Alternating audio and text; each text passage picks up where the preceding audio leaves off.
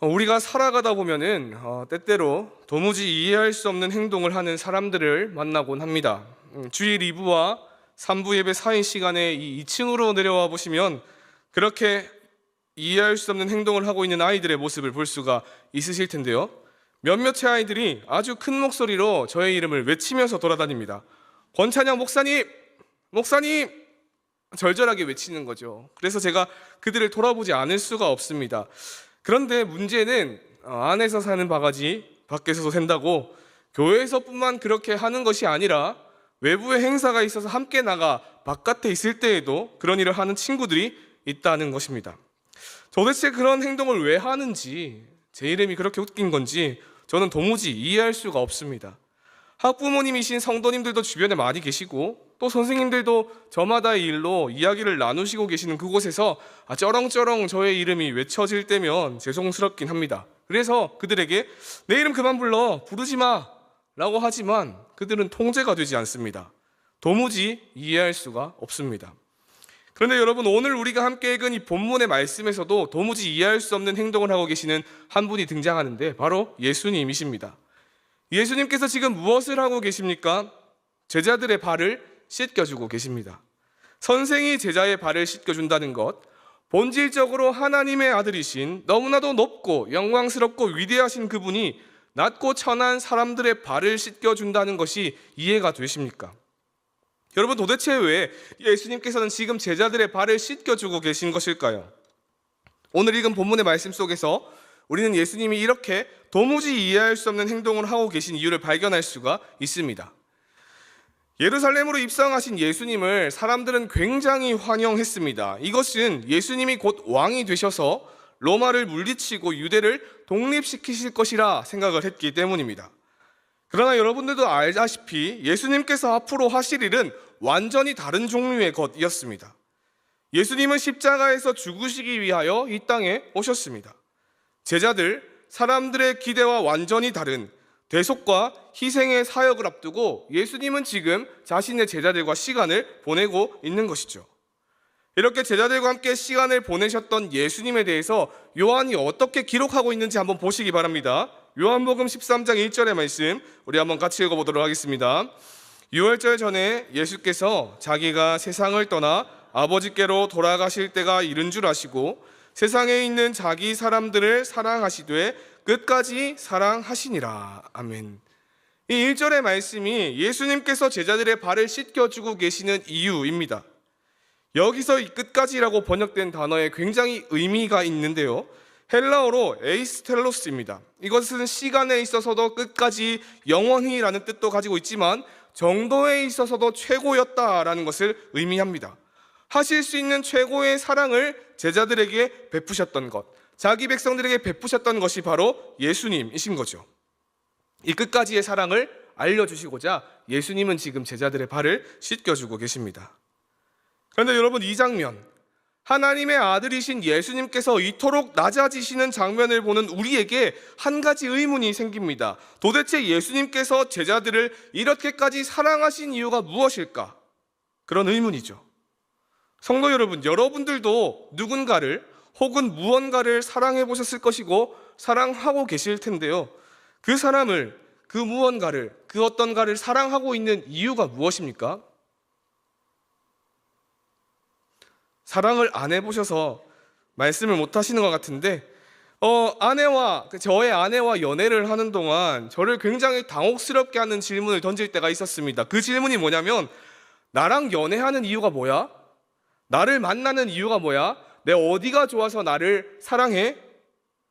저는 이제 경상도 사나이이기 때문에 그런 질문에 답하기를 굉장히 낯뜨거워합니다. 그래서 그렇게 물어볼 때면, 아니, 사랑하는데 이유가 있을 수 있나? 내가 당신을 사랑하는 이유가 없어지면은 사랑 안 하게 되는 것 아니냐? 근데 그게 맞냐? 라고 말을 하면서 돌리곤 했습니다. 그런데 여러분들에게 솔직히 말씀을 드리자면 우리 아내를 사랑했던 이유 무엇이겠습니까? 예뻐서입니다. 너무나 예뻐서. 저의 마음을 한순간에 빼앗은 그 아름다움이 저의 아내에게 있었기 때문에 그녀와 교제를 했고 그녀와 사랑을 하게 됐고 결혼해서 지금 같은 집에 살고 있는 것입니다. 에?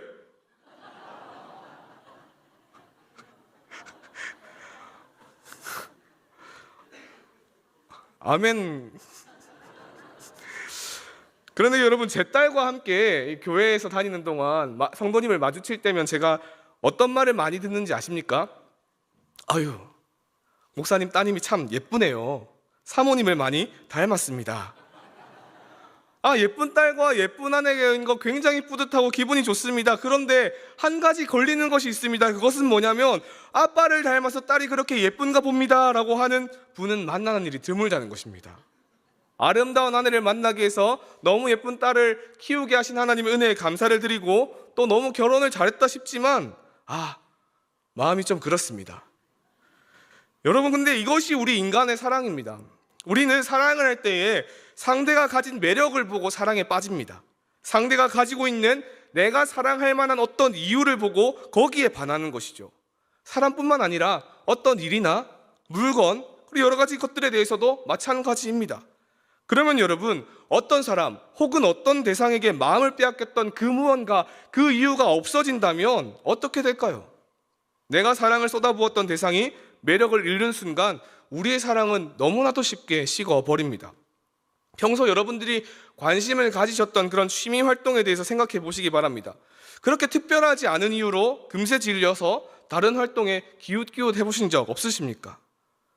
그리고 사람에 대해서도 마찬가지일 겁니다. 예수님의 제자였던 유다를 한번 보시기 바랍니다. 가룟 유다 역시 이 세상 그 어떤 것보다 그 누구보다 예수님을 사랑한다라고 스스로는 확신했을 것입니다. 그분의 가르침에 마음 깊이 공감하고 그분을 닮고자 하는 열심으로 그 마음이 충만했을 거예요. 그렇기 때문에 지금까지 살아왔던 그 삶의 모든 기반을 버리고 제자가 되어서 예수님을 따라온 것 아니겠습니까? 그런데 여러분, 가룟 유다는 결국 예수님을 배신합니다. 그분을 팔아넘깁니다. 왜 그랬을까요? 예수님이 더 이상 그에게 매력적이지 않게 되었기 때문입니다.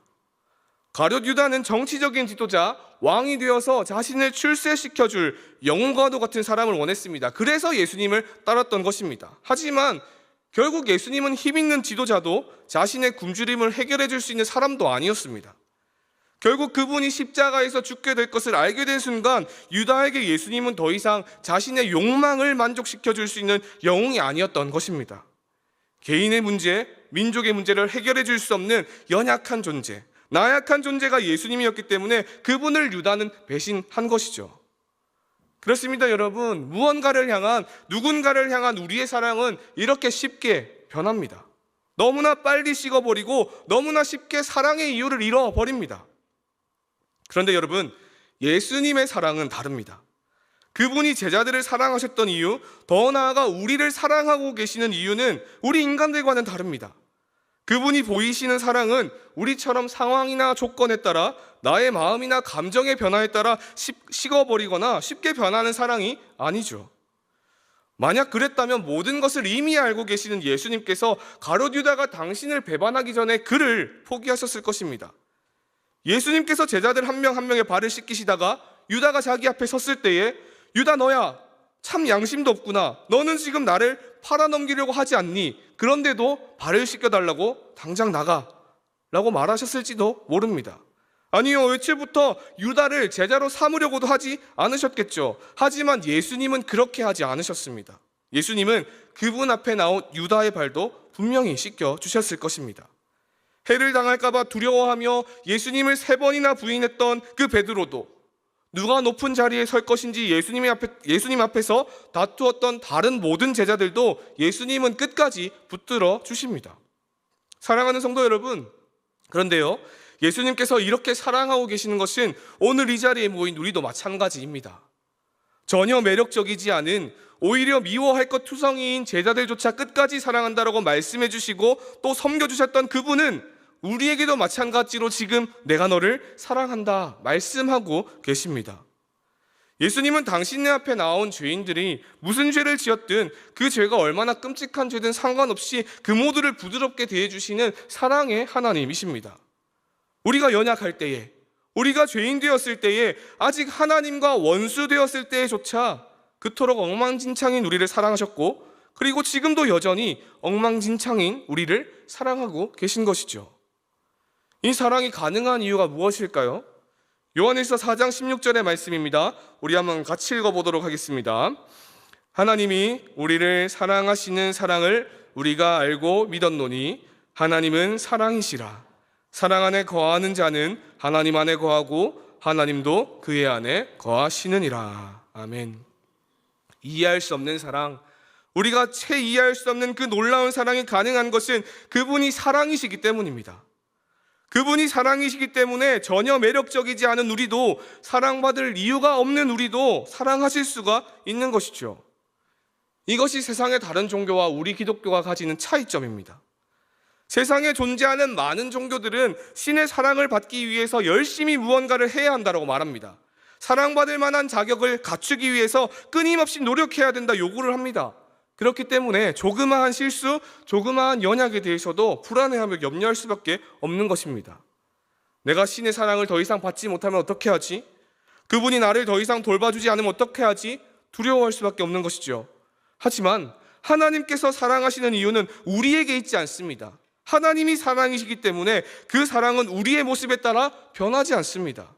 그분 존재 자체에서 흘러나오는 것이 사랑이기에 그 사랑은 우리가 살아가는 모양에 따라 변하지 않는 것입니다. 그래서 철로 역정의 작가 이 존 버녀는 이렇게 얘기하는데요. 그리스도의 사랑은 사랑하는 대상의 아름다움을 요구하지 않는다. 그 사랑은 아무 것에도 의존하지 않고 본성에서 저절로 흘러나온다. 주 예수님은 자신의 마음을 고정하여 그들을 사랑하신다. 아무 것에도 의존하지 않는 사랑, 우리에게 그 어떤 것도 요구하지 않으시는 사랑이 지금도 나를 향하고 있다는 것을 믿으시기 바랍니다.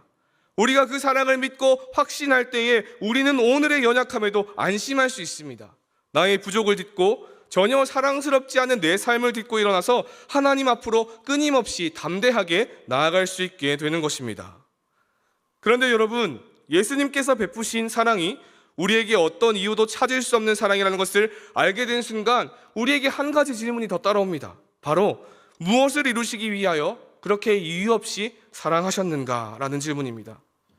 이해할 수 없는 사랑, 이유가 없는 예수님의 그 사랑은 우리를 어디로 데려가고자 하시는 사랑일까요? 앞서도 말씀드렸지만 이 제자들의 발을 씻어주신 행위는 제자들에게 굉장히 큰 충격을 주었습니다. 당시 사람들이 신고 다녔던 신발은 지금 여러분들이 신는 신발과 같이 좋은 신발이 아니었습니다. 대충 신발의 형태만 갖추고 있는 신발 같은 것이었습니다.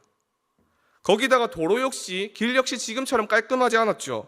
말이나 나귀 위에 배설물들이 여기저기 널려 있고 흙먼지가 풀풀 날리는 곳이 당시의 길이었습니다. 그러한 길을 다니는 사람들의 발은 당연히 더러울 수밖에 없었습니다. 그래서 당시에도 누군가의 발을 닦아주는 것은 가장 낮은 위치에 있는 노예들이 하던 일이었습니다. 그것을 지금 예수님께서 하고 있으니 제자들은 충격을 받지 않을 수가 없었던 것이죠. 그런데 예수님께서 이렇게까지 하신 것은 그 행위에, 그 행동에 무언가 특별한 의미가 있기 때문입니다. 무언가를 제자들에게, 그리고 오늘날 예수님을 믿는 성도들에게 전달하고자 하신 의도가 있었던 것이죠. 그리고 예수님의 의도는 예수님과 베드로 사이에 있는 대화를 통해서 굉장히 분명하게 드러납니다. 자신의 발을 씻기려 하는 예수님을 보면서 베드로가 굉장히 당황해 하는데요, 아마 여러분들도 충분히 이해하실 만한 당황일 것입니다. 만약에 담임 목사님께서 여러분들 가정에 신방을 가셨다가 예배를 다 드리시고 갑자기 화장실에 들어갔다가 나오시더니 대야와 수건을 가지고 성도님 발을 대보시지요, 내가 당신의 발을 씻겨드리겠습니다 라고 말을 하면 발을 선뜻 내어주시겠습니까? 당황하지 않으시겠습니까? 다 떠나서 나의 발, 어떻게 보면 나의 가장 부끄럽고 연약한 부분을 보이는 것에 거부감을 느끼는 것이 당연할 것입니다. 베드로도 마찬가지였습니다. 그래서 그는 예수님께 예수님, 당신이 나의 발을 절대로 씻지 못하실 것입니다 강력하게 거부합니다. 저도 이 베드로의 반응이 충분히 이해가 됩니다.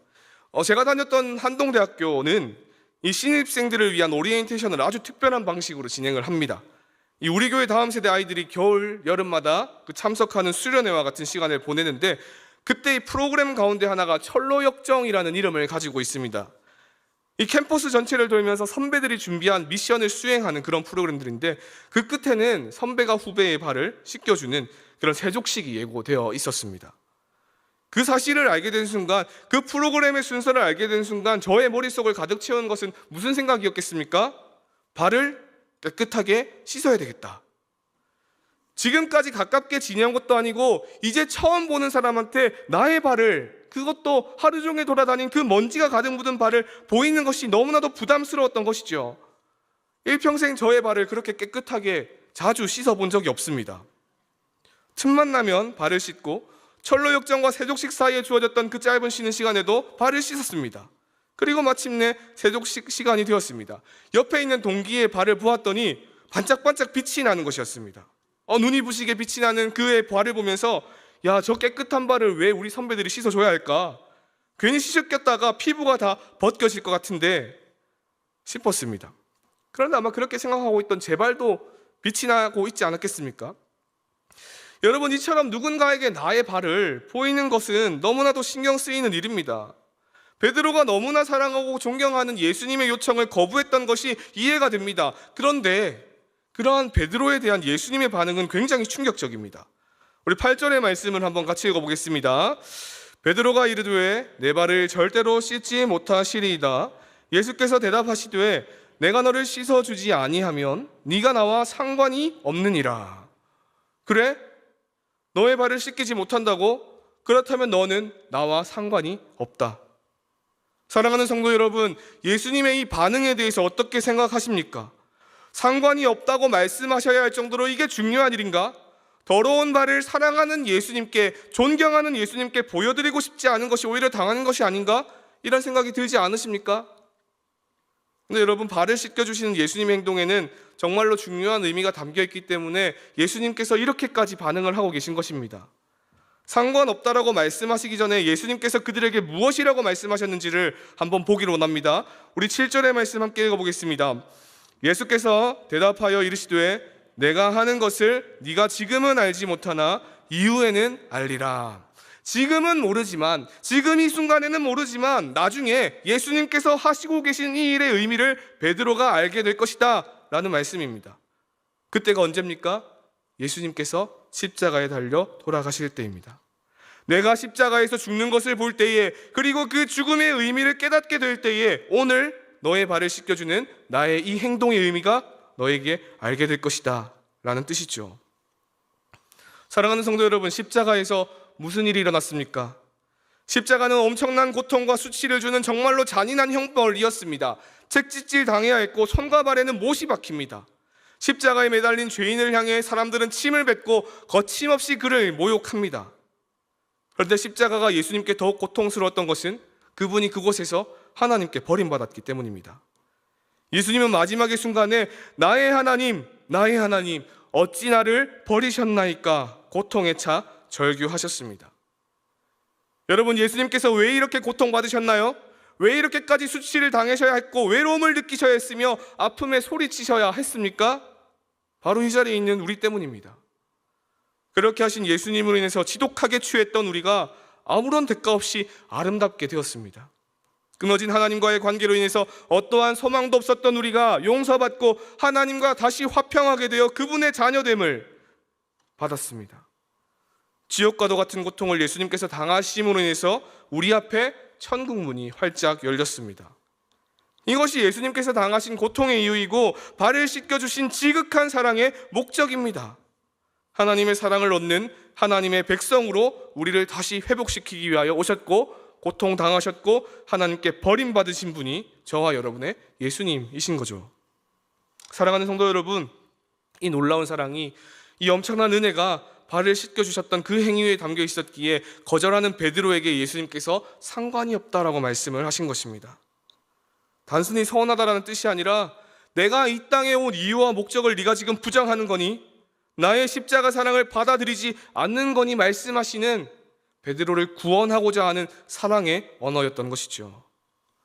사랑하는 성도 여러분, 우리는 어떻습니까? 우리는 지금 끝까지 사랑하신 그 하나님의 사랑 안에 있습니까? 나의 연약함, 나의 부족함과는 전혀 상관이 없는, 나의 결핍과 잘못에 상관하지 않는 사랑을 지금 받고 있음을 확신하고 계십니까? 하나님 앞에서는 그날까지 우리로 하여금 하나님의 사랑을 얻게 하시려고 고통당하고 죽임당하신 예수님을 기억하고 그 사랑에 감사하며 믿음의 길을 걸어나가시는 모든 분들 되시기를 소망합니다. 그렇다면 여러분, 우리에게는 이유를 찾아볼 수 없는 사랑을 받은 그 우리, 이제 어떻게 살아야 할까요?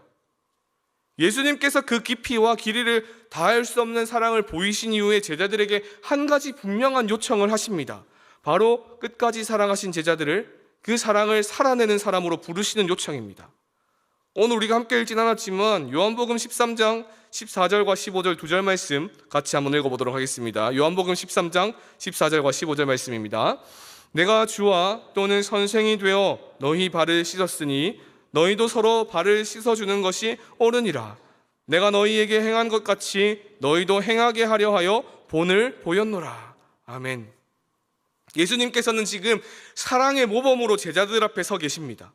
그런데 여기서 우리가 한 가지 분명히 알아야 할 것은 예수님의 강조점이 누군가의 발을 씻겨주는 행위에 있지 않다라는 사실입니다.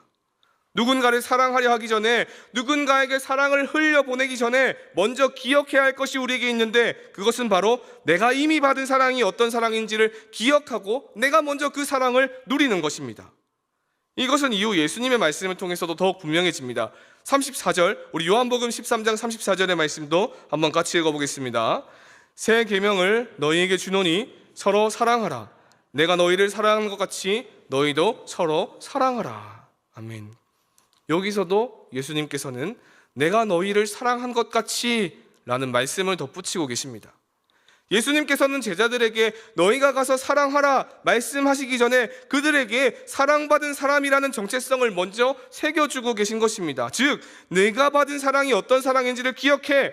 내가 너희들에게 베푼 사랑이 있다는 것을 잊지 마. 너희가 어떤 사랑을 받고 있는지 누리고 기뻐하고 감격해 라고 말씀을 하고 계신 것입니다. 예수님의 이 말씀을 따라서 그분께 받은 사랑을 우리가 먼저 누리는 것은 우리에게 너무나 중요한 일입니다. 왜냐하면 우리가 아무리 의지적으로 결단해도 누군가를 사랑하는 것은 결코 쉬운 일이 아니기 때문입니다. 사랑하는 성도 여러분, 하나님께서는 우리 성도들에게 분명히 이웃과 형제를 몸과 같이 사랑하라고 말씀하셨습니다. 그 말씀은 참 쉬워 보입니다. 하지만 그렇게 살아가는 것, 나 자신을 낮춰가면서까지 그 사람들을 섬기고 위하는 것 쉬운 일입니까? 정말로 어려운 일입니다. 우리 울산교회 유년부 아이들 참 사랑스럽습니다. 제가 맡은 아이들. 그래서 주일 아침이 되면은 우리 아이들 만나면 내가 이렇게 사랑해줘야 되겠다, 내가 예쁜 말로 격려해주고 칭찬해줘야 되겠다, 오늘은 잘 지내봐야 되겠다 결심하고 교회에 옵니다. 그런데 그 결심과 결단은 너무나도 쉽게 흔들리고 무너집니다. 목사님, 정말로 웃기게 생겼어요 라고 진심을 담아서 전달하는 아이 앞에서, 목사님, 나를 왜 이렇게 괴롭게 하십니까? 나쁜 목사님 외치는 아이 앞에서 예쁜 말, 고운 말, 사랑하는 말로 그들을 대하겠다라고 했던 아침의 결단은 금방 무너져 내립니다. 또다시 큰 소리로 그 아이들의 이름을 외치며 도망간 아이들을 잡아서 쓰러뜨리고 있는 제 자신의 모습을 보게 됩니다. 여러분, 이것이 앞서서도 말씀드렸던 우리 인간이 가지는, 우리의 사랑이 가지고 있는 한계입니다. 우리는 사랑에 대해서 일반적으로 기브 앤 테이크를 원합니다. 내가 사랑할 만한 매력적인 무언가를 가지고 있는 사람을 찾는 거죠. 사랑을 베풀었을 때 나에게 무엇으로 보답해 줄 수 있는 사람인가? 내가 사랑해 주었을 때의 나의 기대와 소망을 배신할 사람은 아닌가 염려하며 내가 사랑을 베풀어도 괜찮은 그 사람을 찾아 헤맵니다. 그러나 여러분, 매력적이지 않은 우리를 먼저 찾아와 사랑을 베풀어 주신 예수님을 아는 사람은 그렇게 사랑하지 않습니다. 그 사랑을 누리고 그 이해할 수 없는 사랑 안에 깊이 잠겨있는 사람의 사랑은 분명히 다릅니다. 예수님처럼 상대가 매력적이지 않아도 나에게 무언가를 보답할 수 없어도 사랑합니다. 예수님께서 씻겨주시기 전 제자들의 발과 같이 깨끗하지 않은 사람이어도 다가가 안아줍니다. 그 사람이 깨끗해질 수 있다면 기꺼이 낮은 자리로 나아가 그를 섬깁니다. 내가 필요한 것을 네가 나에게 어떻게 줄래? 라고 묻기 전에 너에게 필요한 게 무엇이니? 라고 먼저 물어볼 수 있습니다. 예수님의 사랑을 받은 사람들은 이렇게 살아갈 수 있습니다. 그리고 예수님의 사랑을 받은 우리는 마땅히 교회에서, 가정에서, 그리고 일터에서 이렇게 사랑해야 합니다. 세상의 사랑과는 전혀 다른 모습으로 손해볼까 봐 걱정하고 두려워하는 대신에 기꺼이 손해를 감수하는 사랑을 할 수밖에 없습니다. 나를 그렇게 사랑하신 분이 있다는 것을 알고 있기 때문에, 그래서 내가 깨끗해졌고 구원받았다는 것을 알고 있기 때문에 그렇게 사랑하며 살아갈 수밖에 없는 것입니다. 여러분, 이렇게 사랑으로 부르신 예수님의 부르심을 따라 살아가는 사람들의 모습이 궁금하십니까? 그렇다면 우리 교회 학교를 섬기고 있는 많은 선생님들을 한번 떠올려 보시기 바랍니다. 피 한 방울 섞이지 않은 그 아이들을 마치 자기 자녀처럼 여기며 말씀으로 그들을 양육하기 위해 예수님을 만나게 하기 위하여 기꺼이 시간을 내고 수고하시는 분들이 우리 교회 학교의 선생님들이십니다. 주일 예배만 드리고 가셔도 괜찮습니다. 그런데 교육부서 예배까지 내려오셔서 아이들에게 신앙의 모범을 보이시고 주중에는 그들을 위해 기도하고 가르치는 말씀을 준비하시는 분들입니다. 교사분들이 특별히 더 착해서 그렇게 합니까? 아닙니다. 예수님께로부터 그들이 받은 사랑이 자연스럽게 흘러나오고 있는 것입니다. 또 여러분들이 속해 계신 구역의 구역장님들, 권찰님들은 어떻습니까? 바쁜 일상 속에서도 구역원들을 위해 기도하고 전화하고 찾아가고 돌보고 때로는 오해받고 속상한 일을 겪으면서도 그 자리를 지키고 계신 분들이십니다. 제가 만난 구역장님 한 분은 이제 나이가 많아서 내가 구역장을 못하겠어요 계속 말씀하셨는데, 그 대화의 끝은 결국 그래도 나의 구역원 내가 아니면 안 되겠다는데 어떻게 하겠습니까? 해야죠. 그렇게 말씀하시는 분들입니다. 그분들이 무슨 보상을 받고 있기 때문에 그렇게 합니까? 아닙니다. 그분들도 먼저 사랑을 받은 사람들이기 때문입니다. 예수님의 사랑이 우리 구역장님들, 권찰님들로 하여금 사랑을 흘려보내는 삶을 살게 만들고 있는 것이죠. 사랑하는 성도 여러분, 보내신 그 자리에서 복음의 열매를 맺으며 살아가시는 수없이 많은 분들을 보실 때 꼭 격려해 주시기 바랍니다. 그리고 동시에 그들을 보며 우리 모두에게 이러한 기도의 제목, 소망이 생겨나기를 소망합니다. 하나님, 나도 예수님께서 보이신 사랑을 누리며 살고 싶습니다. 자연스럽게 사랑을 흘려보내는 예수님처럼 누군가를 끝까지 사랑할 수 있는 사랑의 사람이 되게 하여 주시옵소서. 우리가 그렇게 기도할 때에 이미 우리를 끝까지 사랑하신 예수님께서 우리를 붙들어 주셔서 예수님처럼 사랑하며 살아가게 하실 줄로 믿습니다. 사랑의 부르심을 따라 살아가서 하나님의 기쁨이 되고 그분의 영광이 되는 성도님들 되시기를 소망합니다. 말씀을 정리하겠습니다. 잡히시기 전날 밤 제자들의 발을 씻겨주셨던 예수님, 세족식의 그리스도는 우리로 하여금 그분의 사랑이 어떤 사랑인지를 깨닫게 합니다. 예수님의 사랑은 끝까지 우리를 사랑하는 사랑이었습니다. 연약함, 깊은 죄를 아시면서도 제자들을 떠나지 않으셨고 결국 십자가에서 자기 자신을 내어주심으로 그 사랑을 완성하셨습니다. 그리고 그 사랑은 단지 과거의 사건이 아니라 지금도 여전히 엉망진창인 우리를 붙들어주시고 품어주시는 진행 중인 사람입니다. 우리를 구원으로, 우리를 회복으로, 우리를 하나님 품으로 인도하시기 위하여 예수님은 그렇게 우리를 사랑하셨습니다. 그런데 우리는 예수님께서 그 사랑을 보여주신 것으로 끝내지 않으셨다는 것을 기억해야 합니다. 예수님은 우리에게 너희도 가서 사랑하라고 분명히 말씀하십니다. 이미 충분히 사랑을 받은 사람들임을 기억하고 그 받은 사랑을 누리는 것에서 끝나지 말고 힘으로 사랑하라고 말씀하시는 것입니다. 여러분, 이것은 결코 부담스러운 명령이나 율법적인 요구가 아닙니다. 예수님의 사랑을 기억하고 누리고 감격하는 사람은 계산하며 사랑하지 않습니다. 손해볼까 두려워하며 물러서지 않습니다. 예수님처럼 끝까지 사랑하는 그 자리로 나아갈 수밖에 없습니다. 이것이 바로 예수님께서 우리를 끝까지 사랑하신 이유이고 그 사랑으로 우리를 부르신 목적입니다.